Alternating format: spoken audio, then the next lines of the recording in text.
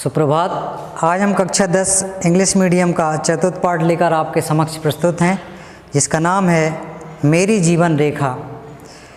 यहाँ पर इस पाठ के जो लेखक हैं वो हैं महावीर प्रसाद द्विवेदी, जिनके ऊपर पूरा ये पाठ आधारित है। कैसे उन्होंने अपने जीवन के संघर्षों के बारे में इस पाठ के माध्यम से बताया है और कैसे उन्होंने अपना जीवन को यहाँ पे निरूपित किया है अपनी रचना के माध्यम से। महावीर प्रसाद द्विवेदी जी ने मेरी जीवन रेखा आत्मकथा के बारे में अपने जीवन के संघर्षों को यहाँ पर रेखांकित किया है।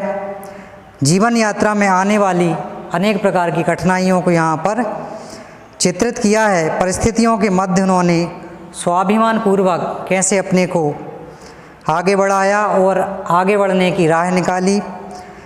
10 रुपये मासिक वेतन पाने वाले पिता के इस पुत्र ने गरीबी में प्रारंभिक शिक्षा पूर्ण की। पिता के पास रहकर वह बम्बई में तार का काम करने लगे। तार का काम सीखा और उन्होंने रेलवे में नौकरी प्राप्त कर ली। आगे बढ़ने की चाह रखने वाले इस युवक ने समय की पाबंदी, रिश्वत न लेना और अपना काम ईमानदारी से करना आदि अनेक कार्यों को किया। ईमानदारी से काम करना और लगातार ज्ञान को बढ़ावा देना इनका प्रमुख उद्देश्य रहा है। फलस्वरूप उन्होंने निरंतर अपनी ईमानदारी के कारण उनको पदोन्नति मिलती गई। वह जीवन में आगे बढ़ते गए और लगातार अपने ज्ञान को वह बढ़ाते गए। सिद्धांतों को इन्होंने ऐसे सिद्धांतों को अपनाया कि वह अपने जीवन में ईमानदारी से कभी मुंह नहीं मोड़ेंगे, अर्थात सदैव ईमानदारी के साथ काम करेंगे। ऐसा उन्होंने अपना एक दृढ़ संकल्प था, मन में उसको निभाया। फलस्वरूप उन्हें निरंतर पदोन्नति मिलती गई, सफलताएं मिलती गईं, परंतु सम्मान के लिए उन्हें अच्छी खासी मेहनत भी करनी पड़ी। फिर उन्होंने अपनी नौकरी से त्यागपत्र दे दिया। आगे चल कर उन्होंने सरस्वती पत्रिका का संपादन भी किया और उस पर ध्यान केंद्रित किया। इस प्रयास के करने के बाद वह अपनी इस रचना में फलीभूत भी हुए। सरस्वती पत्रिका जो है आगे चलकर प्रसिद्ध हुई। द्विवेदी जी ने अनेक और विभिन्न प्रलोभनों से स्वयं को दूर किया और दूर रहकर अपनी पत्रिका के पाठकों का पूरा ध्यान रखा।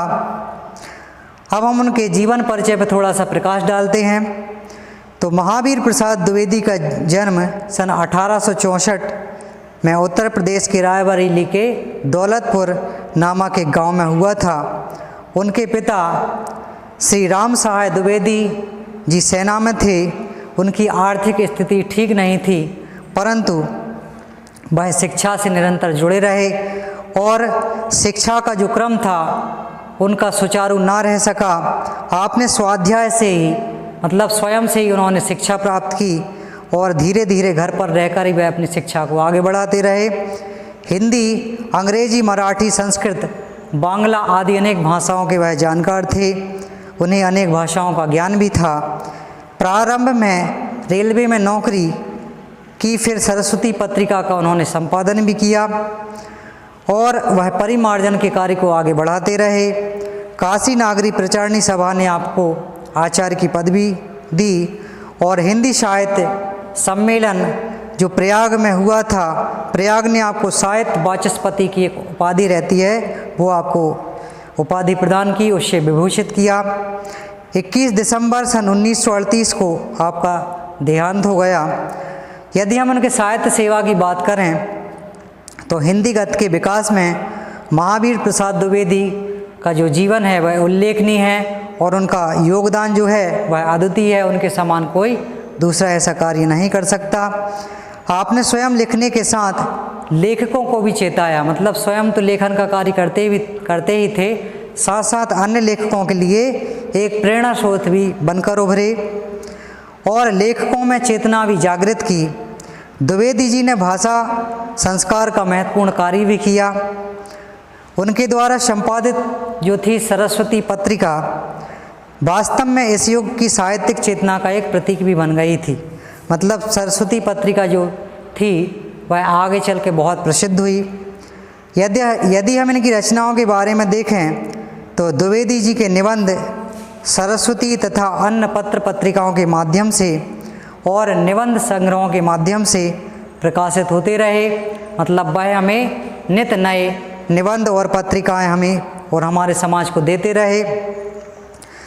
कुछ उनकी आलोचनाएं भी हुई, जैसे साहित्य सीकर, विचार विमर्श, नाट्यशास्त्र आदि उन्होंने जो रचनाएं की थी उन पर कुछ आलोचकों ने कठोर प्रभाव भी किया है। संपादन सरस्वती पत्रिका जो मासिक पत्रिका थी।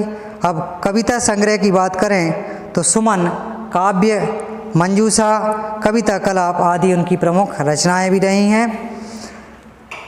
वह कहते थे, मैं यदि किसी के अत्याचार को सह लूँगा तो उससे मेरी सहनशीलता अवश्य सूचित होगी और उससे मुझे औरों पर अत्याचार करने का अधिकार नहीं हो जाता। अर्थात वो कहते थे कि व्यक्ति को सहनशील तो रहना ही चाहिए, परंतु इतना सहनशील भी नहीं होना चाहिए कि कोई उस पर अत्याचार करने लगे।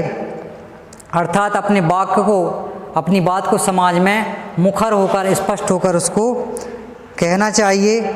महावीर प्रसाद द्विवेदी जी कहते हैं कि किसी के द्वारा किए गए अत्याचारों को सहन करना सहन शक्ति का सूचक है, परंतु इस सहनशीलता के कारण मुझे दूसरों पर अत्याचार करने का अधिकार नहीं मिल जाता। आशय यह है कि वह स्वयं अत्याचार सहने वाले व्यक्ति नहीं थे और ना ही किसी पर अत्याचार करने वाले व्यक्ति थे।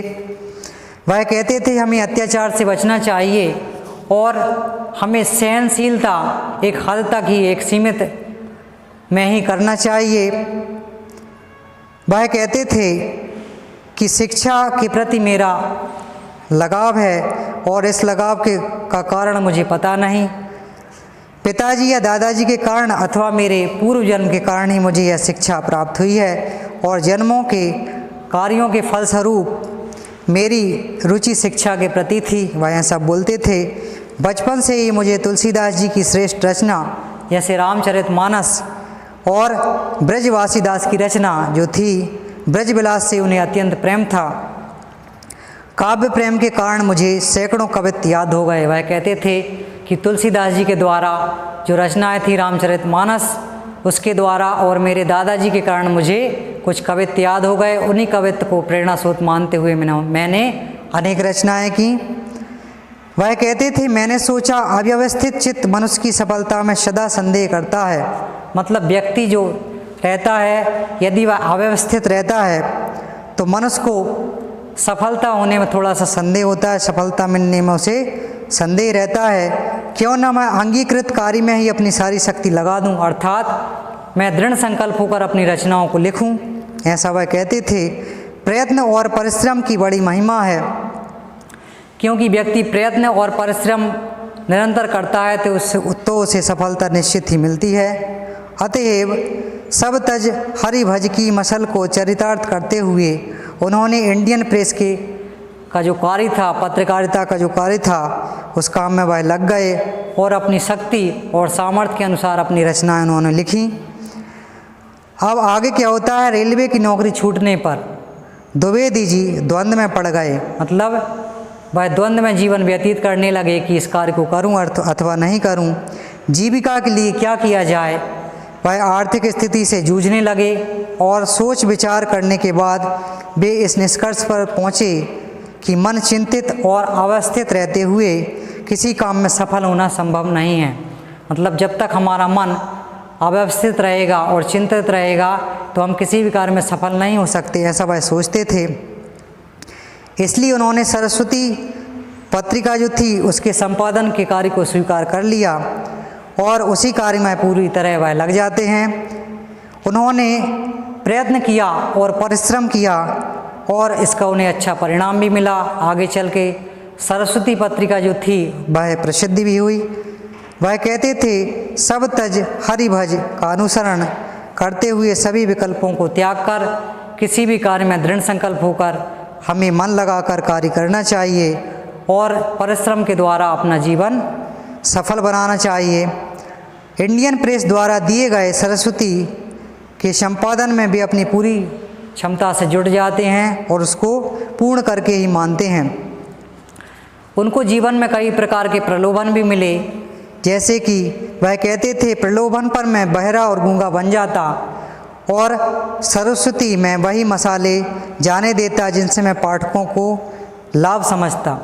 अर्थात उन्हें जीवन में कई प्रकार के प्रलोभन भी मिले, परंतु उन्होंने समझौता नहीं किया और वह निरंतर सरस्वती पत्रिका जो था उसके संपादन में लगे रहे। वह कहते थे रुचि का सदैव ध्यान रखना, मतलब पाठकों की वह रुचि का सदैव ध्यान रखते थे। पाठकों को क्या अच्छा लगता है उसके बारे में वह सोचते थे और उसी के अनुरूप अपनी रचनाओं को ढालते थे।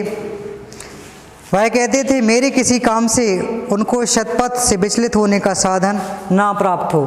अर्थात वह ऐसी रचना लिखते थे जिससे पढ़ने वाला पाठक किसी तरीके से मार्ग से विचलित ना हो, ऐसी वह प्रेरणा स्रोत अपनी रचनाएं पाठकों के समक्ष प्रस्तुत करते थे। जब सरस्वती पत्रिका एक प्रतिष्ठित पत्रिका बन गई तब प्रकाशन के लिए विभिन्न प्रकार के उन्हें प्रलोभन दिए गए, जैसा कि मैंने पहले बताया, परंतु उन्होंने हर प्रकार के प्रलोभन और लोभ को त्याग कर अपनी पत्रिका में दृढ़ संकल्प होकर कार्य किया। पत्रिका में कुछ ऐसा ना छपे जो पाठकों को गलत रास्ते पर ले जाए, वह इसका भी विशेष ध्यान रखते थे और वह अपना कार्य परिश्रम और सहजता से करते रहे, जो आगे चलकर जगत में प्रसिद्ध हुए। तो आज हमने जो पाठ था मेरी जीवन रेखा, जो पाठ जो था संघर्ष के प्रति महावीर प्रसाद दुबे जी का जो संघर्ष था और दृढ़ संकल्प था उसको निरूपित करता है। तो आशा करता हूँ आपको ये पाठ समझ में आया होगा। धन्यवाद।